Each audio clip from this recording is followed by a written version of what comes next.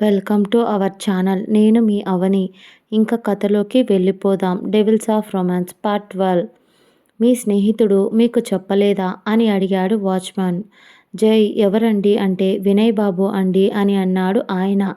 చెప్పేసరికి ఇంకేం చెయ్యలేక, లేదండి నాకు వాళ్ళు చెప్పలేదు. కానీ వాళ్ళెక్కడున్నారో చెప్పండి, నేను మాట్లాడతాను అని అన్నాడు జై. మన జైబాబు గారు రామ్ కోసం ఎవరు వచ్చి ఉంటారో తెలుసుకోవటానికి బయటికి వెళ్దామని బయటికి వెళ్ళగా అక్కడ ఎవరూ లేరు. అంతా ఖాళీగా ఉంది. ఆ వాచ్మెన్ వైపు చూడగా ఆ వాచ్మెన్ కూడా, ఇందాక ఇక్కడే ఉన్నారు బాబు, ఇప్పుడు ఎక్కడికి వెళ్ళారో ఒక్క నిమిషం ఉండు అంటూ అప్పుడే లోపలికి వస్తున్న వాచ్మ్యాన్ దగ్గరికి వెళ్ళి, ఏ వాచ్మ్యాన్, ఇందాక ఇక్కడున్న ఒక అమ్మాయి మరియు ఆ పెద్దావిడ ఎక్కడికి వెళ్ళారు అని అడిగాడు. ఇక్కడే ఉండాలి కదా అని అనడంతో ఆ వాచ్మ్యాన్, ఆ పెద్దావిడ ఉంది కదా ఇందాక, ఆవిడ కళ్ళు తిరిగి పడిపోయింది. పాపం ఆ అమ్మాయి పొద్దుట్నుంచి ఇక్కడే ఉన్నారు ఇద్దరు. ఆ పెద్దావిడికి ఇక్కడే ఫుడ్ తినిపించింది. కానీ పొద్దుట్నుంచి బాగా అలసిపోయినట్టు ఉన్నారు. దాంతో ఆవిడ బీపీ లో అయ్యింది. కళ్ళు తిరిగి కింద పడిపోయినట్టు అయిపోవడంతో అందుకనే ఆవిడని హాస్పిటల్కి పంపించాము. ఇప్పుడే ఆ అమ్మాయిని ఆ పెద్దావిడిని ఆటోలో ఎక్కించి లోపలికి వస్తున్నాను అని అన్నాడు ఆ వాచ్మ్యాన్. లోపలికి వచ్చిన ఆ వాచ్మ్యాన్ జైతో మాట్లాడిన ఈ వాచ్మ్యాన్ జై వైపు చూస్తూ, బాబు రామ్ వాళ్ళు వెళ్ళిపోయారు అని అంటూ, పాపం బాబు పొద్దున్నుంచి ఇక్కడే ఉన్నారు. మీరు మ్యాచ్లో ఉన్నారని, మ్యాచ్ అయిపోయాకే కలుస్తానని ఇక్కడే కూర్చొని వెయిట్ చేస్తున్నారు బాబు ఉదయం నుంచి అని అన్నాడు ఆ వాచ్మ్యాన్. జైకి జాలేసింది. పొద్దుట్నుంచి పాపం ఇక్కడే ఉన్నారా అని అంటూ మళ్ళీ వినయ్ మీద కోపం వచ్చింది.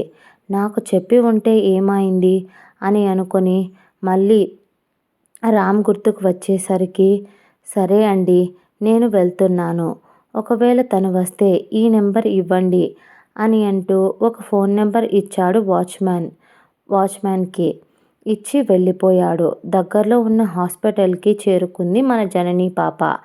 పాపం తనకి అక్కడ ఏమీ తెలియకపోవడంతో ఆ ఆటో డ్రైవర్ మంచివాడు కావడం వల్ల వాళ్ళకి హాస్పిటల్ దాకా తోడు వచ్చి ఆవిడకి బీపీ డౌన్ అయ్యిందని చెప్పి ఇంజెక్షన్ వేయించి టాబ్లెట్ ఇప్పించి ఆ తర్వాత జనని వైపు చూస్తూ, ఊరికి కొత్తలా ఉన్నారు తల్లి, ఎక్కడి నుంచి వచ్చారమ్మా అని అడిగాడు ఆ ఆటో డ్రైవర్.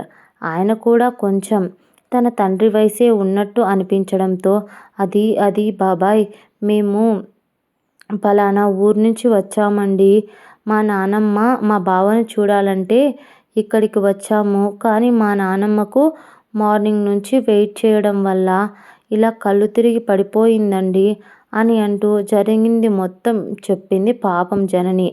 అయ్యో అవునా తల్లి, మరి కలిసారా మీ బావని అని అడిగాడు ఆయన. లేదు బాబాయ్, మిస్ అయ్యాను అని అంటూ తన నానమ్మ వైపు చూస్తుంది బాధపడుతూ. జనని తన నానమ్మ జనని చెయ్యి పట్టుకొని, చిన్ను తల్లి, ఏం కాదు, బావని ఖచ్చితంగా కలుస్తాం. నువ్వు నా కోసమని వచ్చావని నాకు తెలుసు. ఇప్పుడు నేను తనని కలవకపోతే నాకేదైనా అవుతుందేమో నువ్వు బాధపడద్దు. మనం ఇంకొద్దిసేపు అక్కడే ఉంటే బాబు వచ్చేవాడేమో అని అంటుంది ఆవిడ. దానికి ఆటో డ్రైవర్, అవునమ్మా, నేను మీ నానమ్మని ఇక్కడే చూసుకుంటూ ఉంటాను. మీరు ఒక్కసారి మళ్ళీ అక్కడికి వెళ్ళి అతన్ని కలిసి రావచ్చు కదా అని చెప్పారు ఆటో డ్రైవర్. దాంతో జనని కూడా సరే అన్నట్టు వాళ్ళ నానమ్మ వైపు చూసి, వాళ్ళ నానమ్మ కూడా వెళ్ళమనడంతో జాగ్రత్త అని చెప్పింది. అక్కడి నుంచి హడావిడిగా బయటికి పరిగెత్తుకుంటూ వచ్చింది పరుగులాంటి నడకతో. కానీ ఇక్కడ మళ్ళీ మార్నింగ్ ఎలా అయితే పడబోయిందో, ఇప్పుడు కూడా హాస్పిటల్ నుంచి బయటికి 10 అడుగులు వేసిందో లేదో అప్పుడే ఎవరికో డాష్ ఇచ్చి పడబోయింది. అతడు ఆమెను పడిపోకుండా చాలా గట్టిగా గుండెలకు హత్తుకొని పొదివి పట్టుకున్నాడు. అలాగే తనకి తెలుస్తుంది మార్నింగ్ కలిసిన అమ్మాయిలానే అనిపించడంతో తన కళ్ళకు పెట్టుకున్న గాగల్స్ని పక్కకు తీసి తన వైపు చూశాడు. ఆ అమ్మాయి భయంతో కళ్ళు మూసుకొని ఉంది. అప్పుడు తన అదురుతున్న పెదాల వైపు అతను ఏదో ఒక అద్భుతాన్ని చూస్తున్నట్టు చూస్తూ ఉన్నాడు. ఆ అమ్మాయి గుండె వేగం పెరిగింది. భయంతో తన శ్వాస తీసుకునేటప్పుడు ఆ అమ్మాయి ఊపిరి పీల్చుకునే విధానం, ఊపిరి భారంగా తీసుకోవటం వల్ల పైకి కిందికి కదులుతున్న తన ఎద, ఇవన్నీ జైకి ఒక అద్భుతాన్ని చూసిన ఫీలింగ్ కలిగింది. ఒక్కసారిగా గతం చెబుతున్న జైకి ఇవన్నీ రిమైండ్ చేసుకోవడం వల్ల తన మొహంలో నవ్వు వచ్చి అంతసేపు బాధపడుతున్న జైకి ఒక రిప్లేస్మెంట్ లాగా అనిపించింది. దాంతో మిగతాది గౌతమ్ గారిని చూస్తూ అంకుల్ మిగతాది తర్వాత ఎప్పుడైనా చెప్తాను అని అంటూ జై అక్కడి నుంచి వెళ్ళిపోయాడు.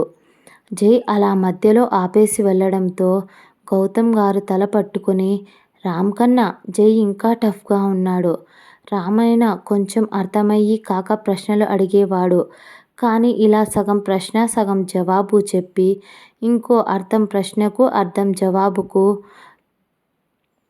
కలిపి మీరే రెండు వెతుక్కోండి అన్నట్టు వెళ్ళిపోయాడు అని ఆయన అనుకుంటూ గౌతమ్ గారు ఒక నిట్టూర్పు వదిలారు.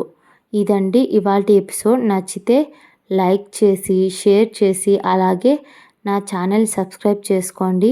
ప్లీజ్ మర్చిపోకండి సబ్స్క్రైబ్ చేసుకోవడం. చాలామంది వినేసి అలాగే వెళ్ళిపోతున్నారు. ఛానల్ గ్రోత్ కనిపించాలి కదా, ఇంకొంతమంది చూడటం వల్లే నా ఛానల్ ఇంకా గ్రోత్ అవుతుంది. ప్లీజ్ సబ్స్క్రైబ్ చేసుకోండి. సబ్స్క్రైబ్ చేసుకోకుండా చాలామంది విని వెళ్ళిపోతున్నారు. Boy friends.